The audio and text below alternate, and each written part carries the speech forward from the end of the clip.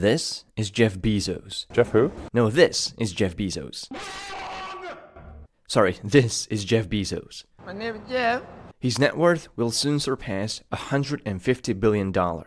I'm very proud of the culture that we have at Amazon. The problem of evil in the world. The problem of you on top of everything else. You above all. And this is his home, Amazon, the second company in the world to pass the $1 trillion mark. But did you know that during more than 2 decades of its existence, Amazon has struggled to make any profit? In fact, the company has been regularly operating at a loss, especially on international markets. This is despite its exponentially growing revenue stream, peaking at $232 billion for the last year. In the final quarter of 2018, Amazon reported profits of $3 billion, with the revenue 24 times bigger. And it wasn't until the late success of Amazon Web Services, the world's leading cloud computing service, that Amazon began reporting consistent profits. So what is happening with all this revenue? It has everything to do with the business model of Jeff Bezos. In his own words, Bezos believes in shareholder supremacy, which means everything is justified as long as the share value is growing. The key metric for Bezos is the ability to lock customers in their Amazon ecosystem. Bezos reassures his shareholders that Amazon has invested and will continue to invest aggressively to expand and leverage their customer base, brand, and infrastructure as they move to establish an enduring franchise. The revenue growth is the manifest of this very expansion. Amazon absolutely dominates e-commerce, controlling roughly half of all online sales, more than all of their competition combined. In 5 different categories, Amazon claims more than 90% market share. Jeff Bezos pushed Amazon great lengths to claim this dominance, from undercutting competitors with predatory pricing, through forcing itself into their business, to vertically integrating into strategic markets across the business line. Amazon is on track to gradually take over every aspect of e-commerce and to control and decide what we shop and what is allowed to be sold. One of the first key steps for Jeff Bezos was to lock Amazon's grip on consumers. To lure more customers to stay with Amazon, the company launched Prime membership subscription for a flat annual fee of $79. By offering free 2-day delivery and ebook renting along with music and video streaming, about half of Amazon customers have been converted to Prime membership. On paper, this was an immediate success because on average, Prime members spend more than twice as much as non-Prime customers. But by 2011, estimates showed that the average annual cost of each Prime membership ranked up to $55 in shipping and $35 in streaming. This left Amazon losing about $11 per Prime customer. All in all, Amazon was losing about $1 to $2 billion a year on Prime alone. Not to mention that the expansion of Prime was happening right in the middle of the deepest recession since the Great Depression. But Jeff Bezos managed to persuade shareholders to stick with Amazon, and their stock prices went up by almost 300% in 2 years, when everyone else in retail was failing. So what made Amazon investors so loyal to the company that was losing profit during a heavy recession? It was Amazon's ability to lock down their grip on customers and claim a monopoly position on the market. In the words of a former member of Prime development team, it was never about the $79. It was really about changing people's mentality so they wouldn't shop anywhere else. And this strategy really succeeded in its mission. When Amazon finally raised the fee to $99 in 2014, 95% of Prime members claimed to stay loyal and renew their subscriptions. Studies found that less than 1% of Amazon Prime customers would consider competitor retail sites during the same shopping session, while non-Prime customers were 8 times more likely to shop between different retailers. Investors back Amazon when it's losing profits because sacrificing short-term profit for aggressive long-term expansion pays off. Amazon did this with ebooks when it began selling Kindle devices below its manufacturing cost. Like with Prime, the goal of Kindle was to lock book readers in the Amazon ecosystem. Amazon did this with digital rights management, DRM, that locked its ebook formats to Kindle so they couldn't be read outside of Kindle. With this strategy, Amazon also succeeded in dominating the ebook market, claiming around 83% of ebook sales in the US, and the only real competitor left is Apple. Undercutting competition with below-cost prices and locking users in its ecosystem is a classic strategy of predatory monopolization. It gives monopolies opportunities to unfairly raise prices and enjoy the cash flow in a market with only that competition left, which they can contain or control. In ideal circumstances, antitrust regulators would have stepped in long before such dominant positions could have been acquired through anti-competitive practices. However, purposefully operating at a loss with the aim to price out competitors is not viewed as an anti-competitive practice on its own under the new anti-monopoly regulatory view in the US.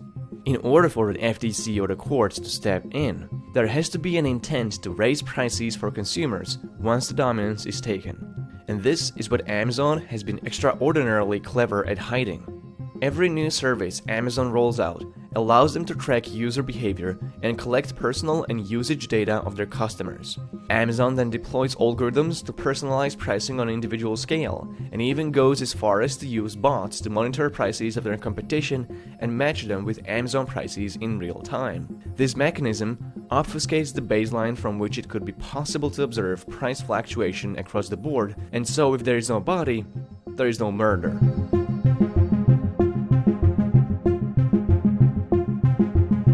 Obfuscating its true intentions allowed Amazon to vertically integrate into the markets on which its competitors were dependent on. It's not a coincidence Jeff Bezos turned Amazon into a marketing platform, a network for logistics and delivery, a book publisher, a hardware manufacturer, a fashion designer, a film and TV producer, a payment service, and a cloud service provider.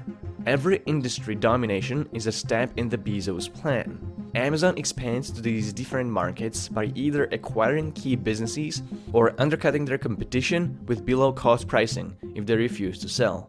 A company called Quidsi used to be one of the fastest-growing e-commerce businesses in the world, overseeing diapers.com, soap.com, and beautybar.com. First, Amazon offered to buy the whole company in 2009. When Quidsi refused, Amazon bots began tracking diapers.com and cut their own prices for baby products by up to 30%. And unlike Amazon, Quidsi was a new venture and didn't have investors backing their losses while they competed with Amazon's monopolistic ambitions. Amazon then began rolling out subscription services for caretakers and significant discounts on diapers, which cost Amazon additional $100 million per quarter. Quidsi was bleeding and had no option but to sell. Both Walmart and Amazon made an offer. When Bezos found out Walmart offered a higher bid, his deputies went to Quidsi founders with threats that Amazon would cut their prices even further if Quidsi sells to Walmart. The FTC investigation found no evidence of anti-competitive behavior, and in 2010, Quidsi sold to Amazon. So what happened to the generous offers and discounts on baby products? They were discontinued or significantly reduced.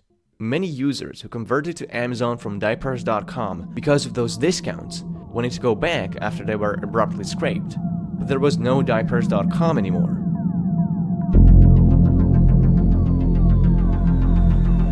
Amazon doesn't just compete with their competitors, it forces itself into their business. As a dominant online retailer, Amazon had enough bargaining power to secure discounts of up to 70% on deliveries from fulfillment companies like UPS and FedEx. Amazon then used these discounted deliveries to pack them in its own delivery service called Fulfillment by Amazon. Because Amazon was almost bigger than the whole e-commerce industry combined, UPS and FedEx didn't have enough negotiating power over Amazon. To make up for the excruciating discounts requested by Amazon, UPS and FedEx began hiking their prices to other independent sellers. This created a paradox. Amazon's strategy effectively directed sellers to use Fulfillment by Amazon as it was cheaper than to use UPS and FedEx directly. And now, Amazon is investing hundreds of billions of dollars to establish its own physical delivery capacity to completely eliminate reliance on UPS and FedEx, and it will succeed in doing so. Controlling e-commerce infrastructure enables Amazon to build a marketplace where it discriminately favors its own products without getting punished for it. As a marketing platform, Amazon opened its door to third-party sellers to reach customers in exchange for fees ranging from 6% to 50%. What these third-party vendors also unwittingly gave up was the valuable data of their businesses and their customers. Amazon is using this data to study purchasing patterns and trends to undercut third-party merchants on price or give their own products a featured placement. Another benefit none of Amazon's retail competitors enjoy is Amazon's world leadership in cloud computing. Amazon Web Services is on track to control half of the cloud infrastructure market share, with Microsoft as the only strong competition currently standing. Many new startups rely on Amazon Cloud Service to deliver their services without committing to build expensive infrastructure on their own. But this also serves as an ultimate tool of industrial espionage that Amazon can use to learn about new emerging competition to acquire or undercut on price before it endangers its business. It gives Amazon a control over data none of its competitors have, and thus Amazon can enter new markets much more quickly and effectively than any other retailer out there. There is no real competition to Amazon left. There is no company quite like it. Amazon's path to become a global monopoly across different markets isn't just an anomaly. It was Jeff Bezos' intention from the very beginning. Monopolies destroy free markets, and with them the freedom to choose, not just as a consumer, but as a small business owner, a worker, an internet user, and a citizen.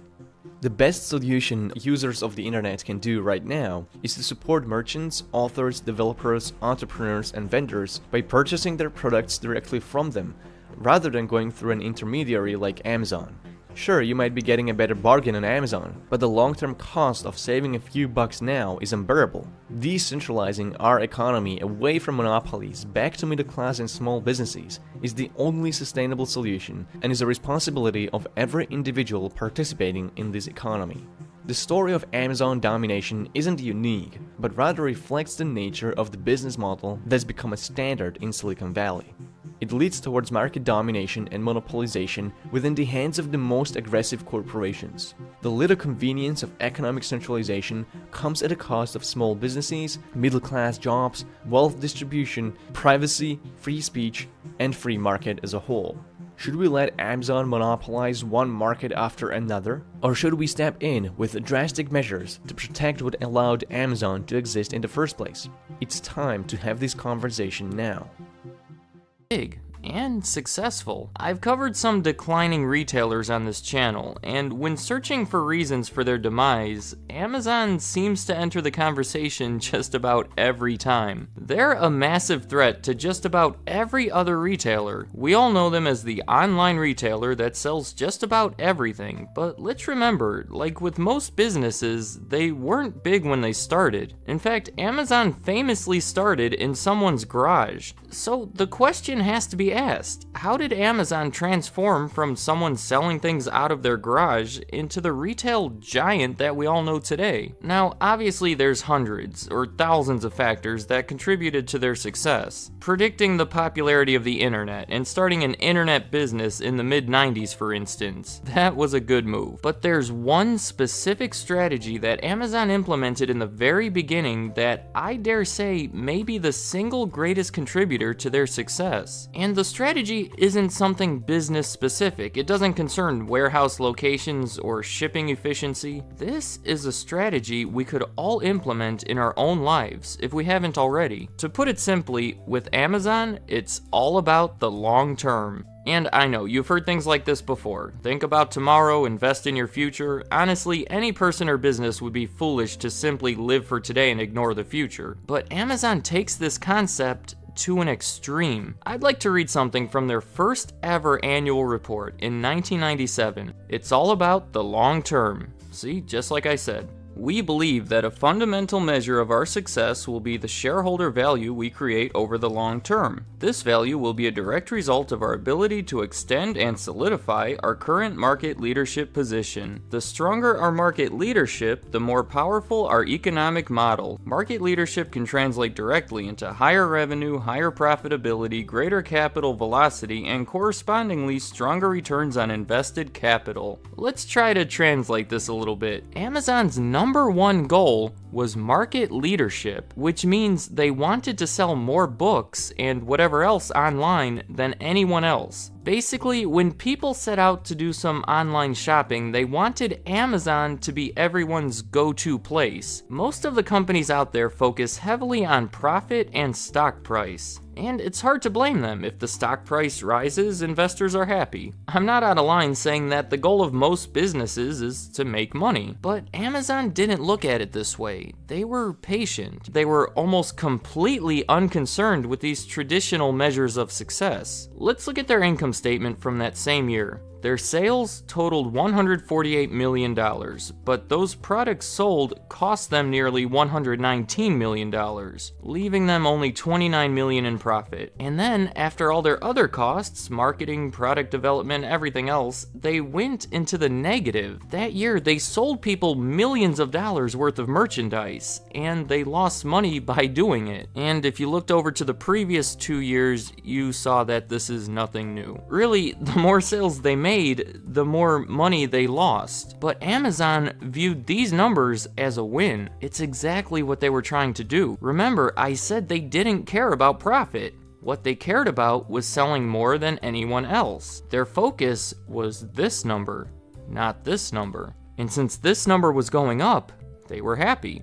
Now, the new question we have is, why was their revenue number going up? What were they doing to increase sales? To answer that, I'll take you back to that initial annual report. Because of our emphasis on the long term, we may make decisions that weigh trade-offs differently than some companies. I think we just saw that. Accordingly, we want to share with you our fundamental management and decision-making approach so that you, our shareholders, may confirm that it is consistent with your investment philosophy. And then the first bullet point. We will continue to focus relentlessly on our customers. And that's it. That's how they keep that sales number high. They keep the customers happy. Being online, they have an inherent advantage of convenience, but they didn't rely on that. They made a website that's easy to navigate, developed a system that produces good recommendations, and possibly most important, they kept the prices low. As I showed you, they didn't make a profit. Here's a really simple example. Amazon buys a bunch of books for $10. Most companies would sell it for $15. $2 of it would go toward the other costs, and $3 of it would make it to that net income line. But Amazon figures if they sell it for $12 instead of $15, more people will buy it. And those people will be happier because they paid less money. And because of that, they're going to come back next time. But then consider after that $2 goes toward their other costs, their profit line, well, it suffers. That's what Amazon wanted. Gaining the customer was more valuable than that $3 in profit. But it wasn't just their first year in 1997. In fact, the first year of Amazon's existence where they made a profit was in 2003. And even that year wasn't all that impressive. They made a $35 million profit, but they needed $5 billion in sales in order to get it. Now, you might expect that right around this time, though, their profits would start to increase like crazy because, well, they've paid their dues. They've survived 6 straight years of losses. They've grown their market share, and now it's time to start charging more, time to start making some money. But that's not the case. Really, Amazon has yet to abandon their strategy. To this day, Amazon doesn't make much money. In their most recent annual report, and every other one, they include a copy of that initial letter to the shareholders that I read from earlier. That was how they went about doing things on day one, and it really hasn't changed. Here's the graph of their revenue from every year. You can see they've been extremely successful in growing their revenue and their market share. This recent article says Amazon is responsible for nearly half of all internet sales in the United States. And just look at that revenue growth. Comparing their most recent year to their first year we looked at, it's literally 920 times higher. With consistent growth, every single year, the revenue is higher than the last. They've always been concerned with their revenue, not their profit, and it shows. Let me show you their profit now. It's practically nothing. Last year, they had $136 billion in sales and only made around $2 billion in profit from it. For every dollar they sold, they made only 1.7 cents. Compare that to Apple last year. They made 21 cents for every dollar in sales. Though I admit that's not a fair comparison. Profit margins for retailers are generally lower. So then compared to Walmart of last year, theirs was 3 cents for every dollar sold, and Target was 4 cents. 1.7 cents compared to 3 or 4 cents doesn't sound like a huge difference, but when it's multiplied by hundreds of billions in sales, well, it's a huge difference. I also want to point out that the 1.7 cents last year was by far their highest in the past 5 years. 2 of the last 5, they actually lost money. My point is, Amazon could be selling their stuff for far more money, but they don't. They still keep it as low as possible in order to get the highest possible revenue and continue growing their market share. But when does it end? When do they finally decide their market share is high enough and it's time to enter, well, profit mode? Well, I don't know. They're 20 years in on this strategy and have given no indication of ending it anytime soon. But you do have to think that it'll happen eventually. I just told you that there's a really good chance that Amazon will one day start making tremendous profits. So is there any way you could benefit from knowing this? The answer is no. You might have thought that this would be the time to invest in some Amazon stock, right before they start making a bunch of money. Well, other people have had that same thought. Everyone seems to believe Amazon when they say it's all about the long term. Investors understand their plan and have seen it working for the past 20 years. As a result, their stock is already very valuable. If you were to go on the show Shark Tank and value your business at over $600 billion, and then tell them last year you had only $2.4 billion in profits, and that was, by the way, your best year, you'd be laughed at. The people watching at home would think you're insane. Look at Walmart. If you wanted to buy Walmart, it would be around half the price of buying Amazon. Yet last year Walmart made 6 times the profit. Just looking at these numbers alone, Amazon is tremendously overpriced and no one should ever buy it. But this is a great example of how you have to look at the full picture. Is Amazon really overpriced? I don't know. I do think that they're building towards something big, and one day when they decide it's time, those profits are going to skyrocket. The bad thing is, there's no telling when that'll be. Maybe in a couple years, maybe in 20 years, maybe never. The point I wanted to get through this video is not investing advice. It's the importance of waiting and how making sacrifices now could build something big in the future. Amazon is a perfect example of this. This has been their mentality from the very beginning, and even through increasing levels of success, they've never lost sight of the plan. Let me know in the comments your prediction for Amazon. What are their revenue and their profit numbers going to look like in 2020 or 2030? Are they going to stay the course or make some major changes? When is the time to finally start focusing on profit? Also, there's so much more to talk about when it comes to Amazon. This video was centered around a very specific aspect of their business. So let me know if you want me to cover other parts of it in the future. I'd like to hear what you have to say. And a quick note, I used 2016 numbers all throughout this video because the 2017 annual report isn't available for Amazon as of the time I'm making this. Doing it this way, I was able to keep it more consistent with the other years and between the other companies, and it shouldn't impact the overall message anyway. Alright, thank you for watching.